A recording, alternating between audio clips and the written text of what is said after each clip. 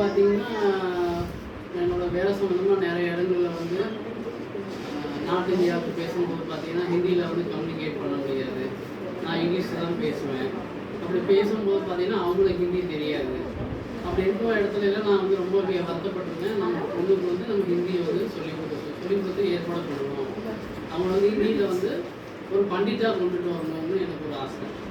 அப்படி பார்க்கும்பொழுது தான் நான் வந்து ஒரு ஏற்கனவே வந்து ஒரு இடத்துல நம்ம படித்தோம், அந்த அளவுக்கு திருப்தி இல்லை. அப்புறம் மேடத்துக்கிட்ட இங்கே வந்து படிக்க ஆரம்பிச்சோன்னா அவங்க சொன்ன மாதிரியே இங்கே வர்றதுக்கு அவங்களுமே ஆர்வமாக தான் இருப்பாங்க. லட்சுமியுமே வந்து டியூஷன் வர்றது வந்து அவங்களுக்கு ரொம்ப பிடிக்கும், ஆர்வமாக தான் இருக்குது. ஸோ அவங்க வந்து சொல்லிக் கொடுக்குறதும் நல்லா தான் இருக்குது. அது வந்து இந்த மாற்றம் இல்லை. அவங்க நிறைய டெஸ்ட் வைக்கிறதுனால அந்த டெஸ்ட் வைக்கிறாங்க அப்படிங்கிறதுக்காகவே அவங்க படிக்க ஆரம்பிக்கிறாங்க. ஸோ அதுக்காக தான் வந்து நம்ம வந்து இந்த இடத்துல வர்றதை வந்து நம்ம ரொம்ப விரும்புகிறோம். ஏன் அப்படின்னா எல்லாருமே வந்து பார்த்திங்கன்னா நடத்துவாங்க, அதோட அவ்வளோதான் முடிஞ்சிடும். ஒரே கூட்டமாக இருக்கும். இங்கே அப்படி இல்லை, நல்ல கேர் எடுக்கிறாங்க, நல்லா சொல்லிக் கொடுக்குறாங்க. ஒரே விஷயம் என்ன அப்படின்னா அவங்களே சொல்லிட்டாங்க, டைமிங் தான் ப்ராப்ளம். அவங்க டீச் சொன்னாங்க. ஸோ அதனால் நம்ம வந்து அவங்கள சொல்கிறதுக்கு ஒன்றும் இல்லை. சொல்லிக் கொடுக்குறதுல வந்து எந்த குறையும் இல்லை. அது வந்து பார்த்திங்கன்னா அவளுக்கும் பிடிச்சிருக்கு.